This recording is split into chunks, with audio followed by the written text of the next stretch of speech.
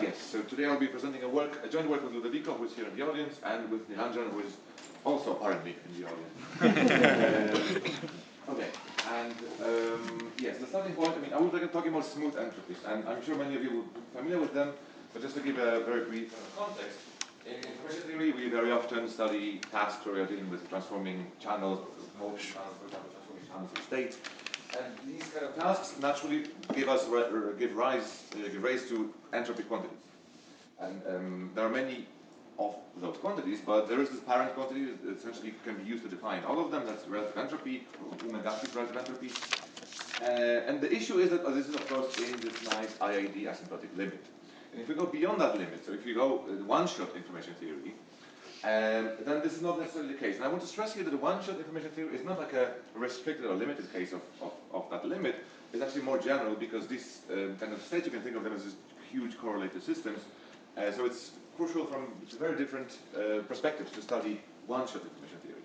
But now the question is, okay, we don't get this nice asymptotic entropy quantities in this setting. So what do we get? And do we get the unique notion of entropy here as well, you may ask. The answer to that is no, we do not. And there are at least two main groups of tasks, operational tasks, that we have to consider differently in one-shot information theory. These are these packing type problems or covering type problems. And this is essentially, you can think of as, on one side you have channel coding, hypothesis testing, on the other you have, for example, private simplification or channel simulation. I didn't do anything and this is still, okay.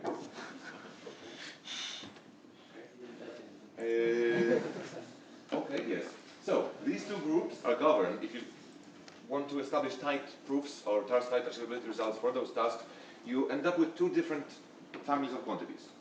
So for these packing type problems, you have, they're governed by smooth versions of min relative entropy or the hypothesis testing relative entropy, while the covering type problems are governed by smooth max relative entropy. And this kind of has been studied in different contexts. Classically, you may also kind of use information spectrum approach to kind of, it's equivalent to these smooth entropies in a sense that I'll try to kind of convey briefly also. But generally, we have these two different groups, and especially quantity, we really have to study these tasks differently. So, okay, we'll focus now on these two different smooth entropies. And so, what are they? The DH, the hypothesis testing relative entropy, you've already seen a lot in this conference. It is just the type 2 error exponent, essentially, when the type 1 error exponent, the exponent of the type 2 error probability, when the type 1 error probability is constrained to be at most epsilon. The max relative entropy also we've seen a lot. It is defined like this. We're essentially upper bounding rho, the state rho with a multiple of the state sigma. And what we want to do now is to define a smooth variant of it. So what that is essentially we are allowing smoothing over an epsilon ball of state around rho and choosing the optimal choice there. But now you may ask, okay, what exactly, it will be crucial to understand exactly how we define this epsilon ball. And there are two different natural ways to say, okay, we define two different variants. One is the trace distance and one is the purified distance. Both can be operationally justified, and they will lead to slightly different results in several cases. There are even more general ways to define the smoothing. For example, quite often you will encounter smoothing over subnormalized states, not quite exactly states. And we do consider this in detail in the paper, but actually we show that it's actually equivalent to considering normalized states in a precise sense. So I will just focus on normalized state smoothing in this talk. Okay, so we have these quantities, but why are we interested in them? Well, of course, asymptotically, these things still should recover these entropy quantities based on omega-T relative entropy. So yes, indeed, these measures, these smooth entropy, satisfy this asymptotic equipartition property. So in the IID limit, we recover omega-T relative entropy. But there is a lot of information here that it only happens in the limit. We want to understand exactly how these quantities can be related to each other. And the interesting part, or the interesting kind of duality between these two quantities, is what we like to call the weak and strong converse duality. So dH for small values of epsilon resembles, or it's relevant, is related to d max for large values of epsilon, essentially, the smoothing parameter. And we call this the weak strong converse duality because in a weak converse setting, we allow the error to go to zero, and the strong converse is where we enforce the error to go to zero. But in a strong converse, the error can be large in operational contexts. So in this sense, you can think of if you have a task which is governed by the dH quantity, in the weak converse regime, it will be governed by dH, but in the strong converse, actually dmax comes into play. That's how you can think of these two quantities, like a very natural operational duality. But I've been hiding a lot in this kind of approximately equal sign there. So if you actually want to understand exactly the trade-offs and the relation between these two quantities, you end up with pretty ugly expressions. And the first bound, okay, so the first known bound, it was later improved, but essentially the goal of this whole work is to improve this further and understand whether these things are tight, and they are not. So we actually improve on these kind of bounds, and essentially to understand more closely and more precisely the exact relations in this weak strong converse duality between dH and dmax. But how do we do that? How do we improve over previous approaches? Well, we go through an intermediate quantity. That will be our key kind of contribution, technical method that we use here. And that is the modified smooth max relative entropy, which is, okay, here I just put definition like this. It's much more intuitive to think of this if you rewrite this definition as follows.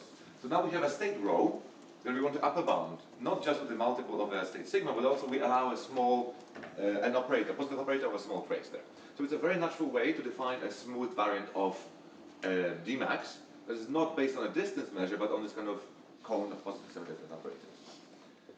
And this quantity was defined a long time ago. To be honest, it appeared implicitly in proofs from the very beginning of quantum information theory. And why is that? Is because it's very closely connected to the information spectrum approach, which is kind of commonly used in classical information theory, also in quantum. And it was indeed originally defined as a variant of the information spectrum divergence. And if you're familiar with the spectrum, the point is that essentially we are studying the inverse function of this trace of the positive part of the rho minus lambda sigma. And you may recall this is the hockey stick divergence that appeared in some talks. Now you can think of this here as the value of the log likelihood ratio test, or the Neyman-Pearson test, were evaluated on this whole operator here. But if you only ask about this, what about the behavior of this test on rho, that is the cumulative distribution function of the log likelihood ratio, and this is used to study in this information spectrum approach. So what this means is that this information spectrum divergence, which you may have seen in some works, is actually equivalent in the sense that it actually acts in a very similar way to this d tilde max quantity. This suggests that we prefer to connect it more directly with dmax, which I think is a connection that was not emphasized in prior works, because this will lead us to these kind of tighter connections. Interestingly, it's not quite obvious from the definition maybe, but okay, sorry. First point, yes, this quantity was used through this connection with the hockey stick divergence, also naturally finds use in, for example, in differential privacy, both quantumly and classically. And indeed, classically, this quantity has been studied implicitly. Why I mean implicitly is because this actually reduces to the smooth max relative entropy. So again, it's not exactly clear from this way of writing it, but classically, one can show that this d tilde max, the modified variant, actually is the same as the smooth dmax with trace distance or total variation distance smoothing. But this is only for classical systems. For quantum, they are different. And I think that, I hope that we will see by the end of this talk that this difference leads to a lot of kind of differences between the behavior of things, or difficulty of proving things in the quantum setting. So actually, a lot of these kind of conceptual gaps between classical and quantum can be traced back to, I think intuitively at least, to this inequality, like that these two quantities are different. Okay, they are different, but nevertheless, how can we connect this smooth dmax and this modified dmax? Well, what we can do is use the kind of standard approach of defining measured relative entropy. So this is the basic way of getting quantum divergences from classical ones, and this works for any kind of divergence. You can say you optimize over all measurements. You compute the classical divergence of the output distribution of your measurements. And if you do this for dmax, so if you say, okay, we have defined a smooth dmax classically, we take the classical quantity, and then we optimize over all measurements. Well, what we end up with is exactly this d tilde max. So the modified max relative entropy can be thought of as a measured variant of the classical smooth max relative entropy. And I think this is like a cute conceptual connection that kind of justifies this. But okay, we want to ultimately connect not just dmax, but the connection with DH hypothesis testing. So how do we get from this to DH? Well, one of our first kind of contributions here is to show that the modified max relative entropy and the hypothesis testing relative entropy are in a precise sense equivalent. So we can get one from the other by optimizing over a suitable range of parameters. And this shows essentially precise equivalence. I want to stress that classically this is even stronger, because classically, as I mentioned, this d tilde max actually equals the standard notion of max relative entropy. So classically, dh and dmax are just very nicely and fully equivalent. And quantumly, we have equivalence between dh, so the hypothesis testing, and this modified notion of dmax, but not quite dmax. What this leads us to immediately, or at least with some playing around with the epsilons, is we get a new class of bounds between these two quantities, so d tilde max and dh, and this is significantly tighter than known bounds, and as we will see, this will lead us to also improvements when studying dmax and different variants of dmax. But yeah, but okay, this is dh and d tilde max, this modified version. But how do we get from this to the standard notion of dmax, which is operationally relevant, as I mentioned, in several operational tasks? Well, we have to use a lemma. So essentially, yeah, so we take on these quantities, right? So just to recall, d tilde max is defined as a kind of smooth, using an operator kind of relaxation of the inequality there. And dmax, the conventional notion of dmax, are based on a smooth state. So the question is, how do we get from the operator inequality to a smooth state? And this is formalized. It was formalized by Nilanjana, Datta, and Renner in this kind of lemma, where they showed that you can always construct a smooth state from this operator inequality, and the state, okay, it's a subnormalized state. It will be square root of 2 epsilon close to the original state rho. And this tiny little lemma is actually a fundamental lemma that found a lot of uses in different contexts. Originally it was used to show this connection between smooth entropies and the information spectrum, but then it was really found a crucial foundational use in, for example, studying the asymptotics of different quantities, and in the recent proof of the generalized quantum stance lemma, for example, and this really underlies a lot of asymptotic connection between dh and dmax. But the thing that we realize here is that this boundary is not tight. It's not tight, and actually, especially if you are considering normalized smoothing, so if you normalize the smooth state there, you get a really bad boundary from this kind of naive approach. So we can think of here, okay, well, how can we improve on the estimates from this lemma? And to understand how we can do this, we should look at how originally this was done. Well, the intuitive way to get from this operator inequality to a smooth state rho is okay. So we take this operator, we invert it, and replace it with lambda sigma. So essentially, if you just apply this operator to both sides of this inequality, what you get is that you have an operator which is less than lambda sigma, right? That's what we are looking for. So then the question is, how can we bound the distance between this kind of operator, the sandwich operator there, with rho? And that is the key difficulty in the previous proof approaches. That leads to kind of suboptimal estimates. Because, in a sense, you can think of this because this operator is not positive, and this kind of dealing with non-positive stuff is not as easy as with positive semi-definite operators. So we can think as follows. Well, if you insert a unitary in this operator, so do we just take the same idea, or do we just add a unitary? This doesn't change the inequality. We still have this inequality satisfied here. So we have a freedom of choosing a unitary there. And now you can ask, okay, can we choose a unitary to make this operator positive, make it easier to work with? And indeed we can. It's always possible. So if you plug in this beautiful mess of a unitary into this expression, you get exactly the matrix geometric mean between these operators, lambda sigma and lambda sigma plus this small operator q. And why does this help? Well, okay, I mean, in addition to this nice kind of aesthetic beauty of this expression, of course, the positivity of it is crucial, because then we can just apply gentle measurement lemma, which is the fundamental result due to Andreas. And but however, I mean, okay, Andreas's first bound was suboptimal, was already improved in previous works, but actually we noticed that even the best known estimates or bounds based on this gentle measurement were not quite tight. So we surprisingly can improve on the gentle measurement lemma also in the paper. But okay, ultimately, what we get is an improvement of the Datta Renner lemma, like combining all these insights. So what we show is essentially that we can get from this inequality, the operator inequality, to a smooth state, and especially if we focus on normalized states here, this is the distance between these kind of okay, this should be a row here, yeah.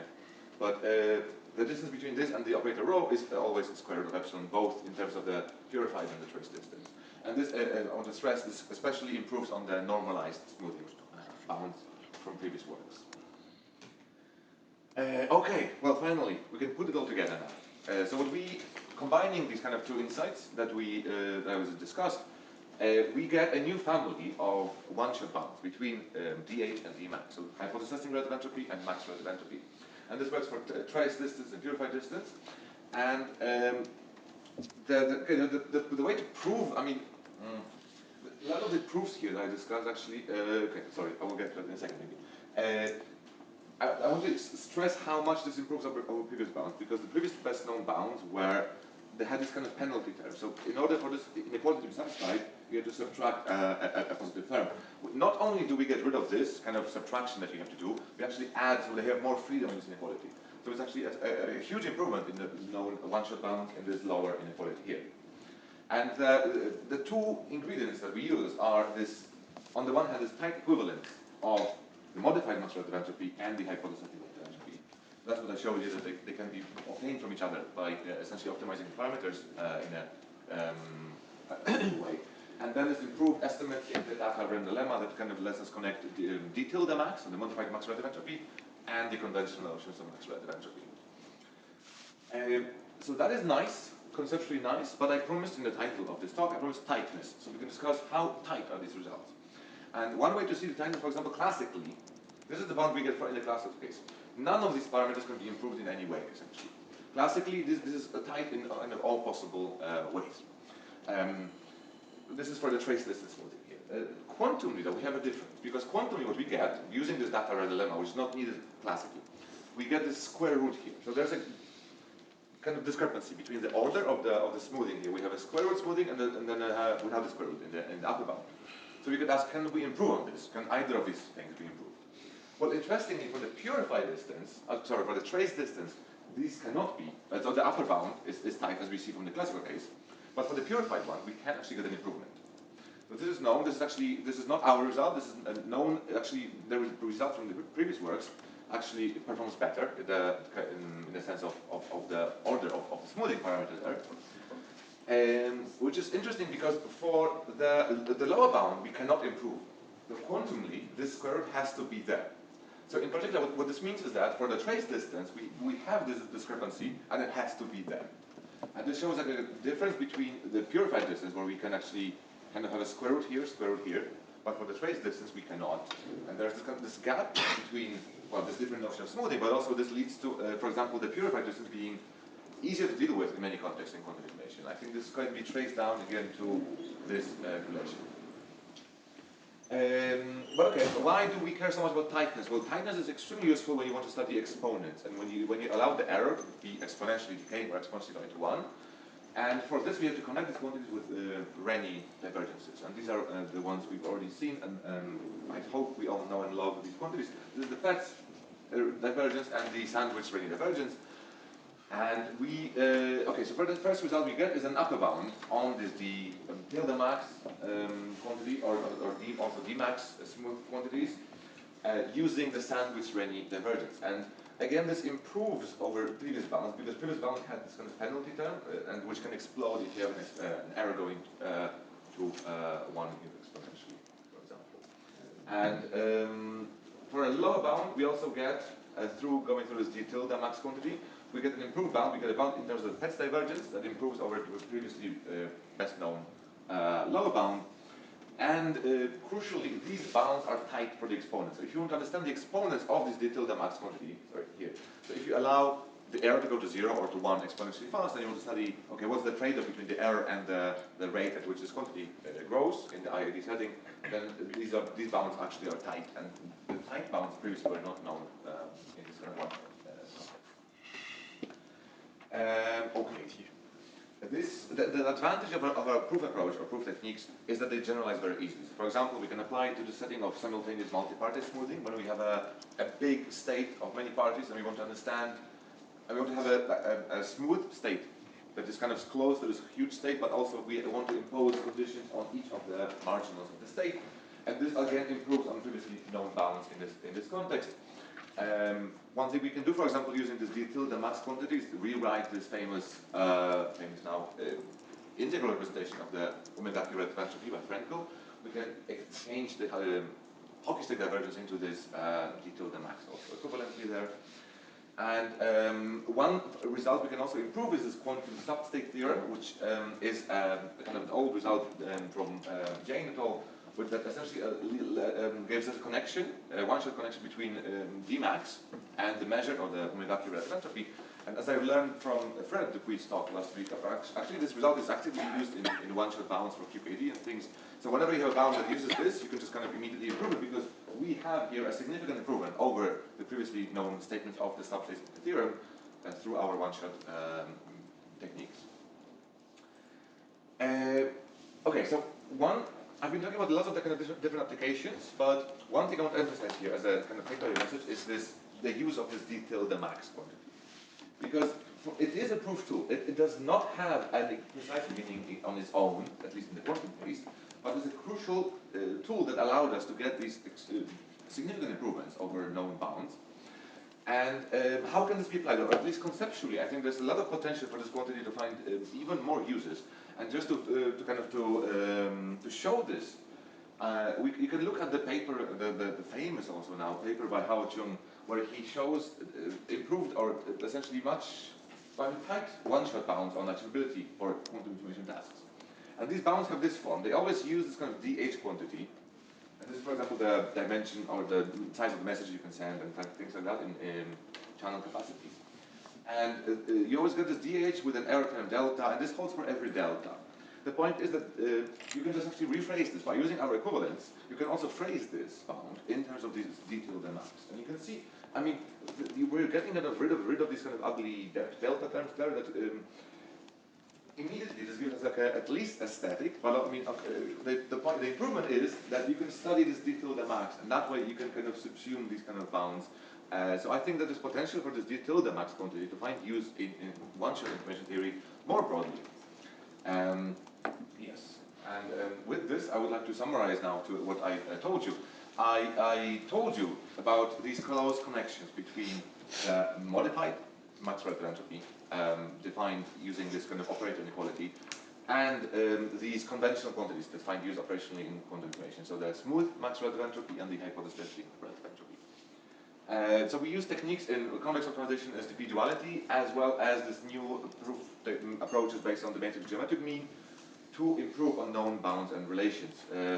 This in particular leads to tight one-shot inequalities between these quantities and improves previously known bounds in this context. And indeed, this can lead to significant improvement, for example, in asymptotic bounds, including Renner divergences also.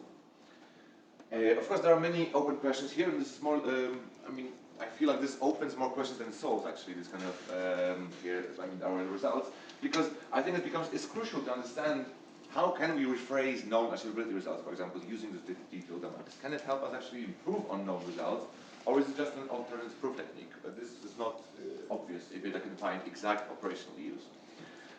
Now, there are issues in studying, for example, this d max quantities. For example, we don't have a second order understanding of d max with a trace distance smoothing. And this also can be traced to this fact that there's like a discrepancy when you want to bound d max and dh. But nevertheless, I believe studying d max is a very important question because it is operationally very relevant, and an open question is how to kind of modify these tools to be able to tell us even more about the max relative entropy. And one open question I also want to mention here is, what do we actually call this thing? Because we have this, we call it modified max relative entropy. That's kind of weird. Originally it was called the information spectrum divergence. Mark Wilde called it the Datta-Levitzky divergence. It was introduced originally by Nilanjana and Felix, but Nilanjana forbid me from using that name. So that's out. But I welcome suggestions for alternative names for this quantity. And with this, I would like to thank you very much.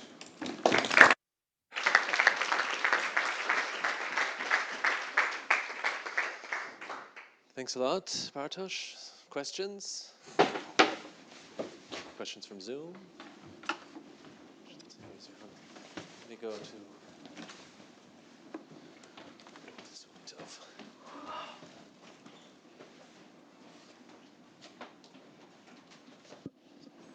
Yeah, thanks, Bartosz. Actually, I don't have questions about your results, but about your first slide. You had this like slide on like you have packing and covering problems, and one's like min, and one's max relative entropy. Can you maybe just like explain the intuition behind that particular slide?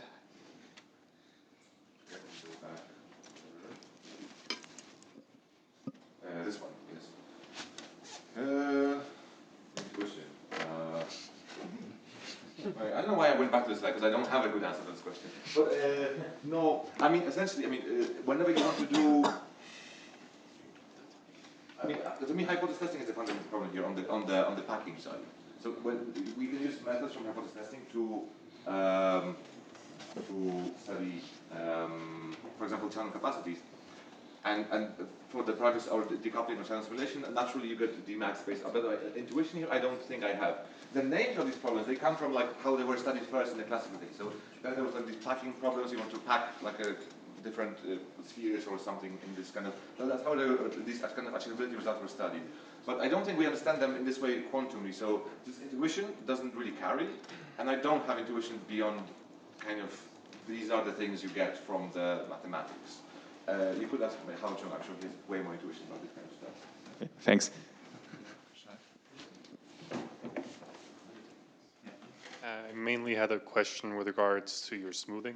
You said that in some sense it's equivalent. Can you expand on this a little more, like normalized smoothing and subnormalized? Oh, yes. Okay, so essentially the point is, if you don't have subnormalized smoothing, these quantities can actually be negative. Because if you take a log of a thing, it can be less than 1. But whenever they are positive, so whenever you have a Dmax smooth which is actually positive, it doesn't matter if you smooth normalized or subnormalized. Actually, they give you this exact same value. So the only way they differ is when the subnormalized one could be negative, because then the normalized one would just be stuck at 0. Oops. But but the subnormalized one will let you go like below 0. But that's not a range we aren't really interested in, because we want to study their behavior when they get larger and larger, in which case they're exactly equal. So it does not matter if you are smooth over normalized or subnormalized states. That's why I consider them here kind of without mentioning which one. In the paper we do give more consideration, like more rigorously, what I just said. So you can have a look at that if you want to more rigorous. Thank you. Other questions? Lucas. Hand this to him.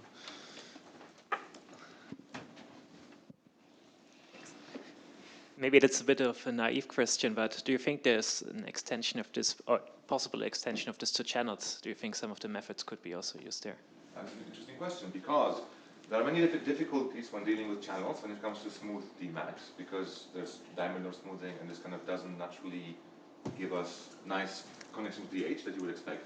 But using this d tilde max quantity, this, where is I define here? This you can naturally define for channels also. So like as an extension of the hypothesis for channels, you can define this quantity.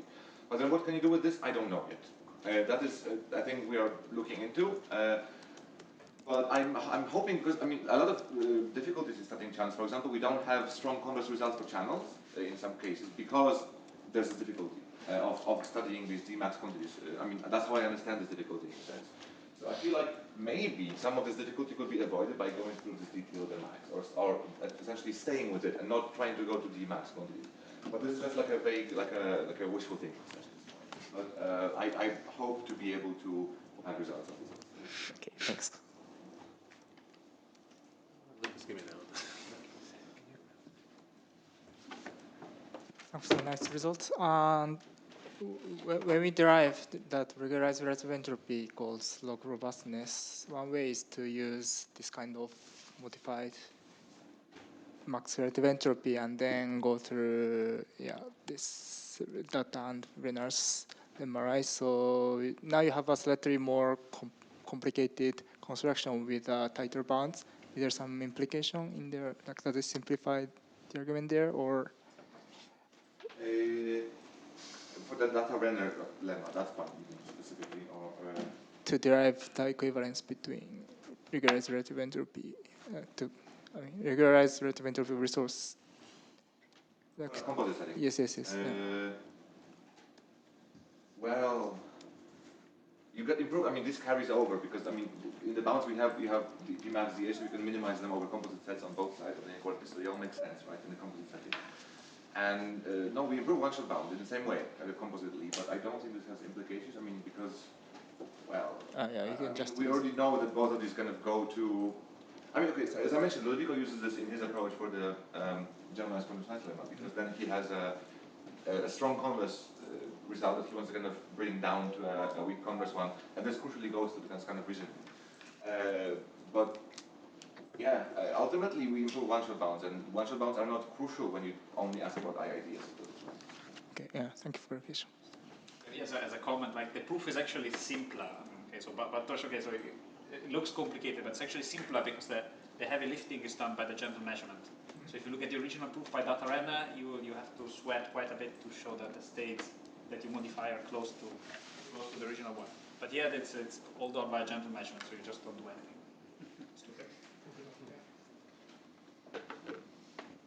Okay, last question. If not, let's thank Bartosz again.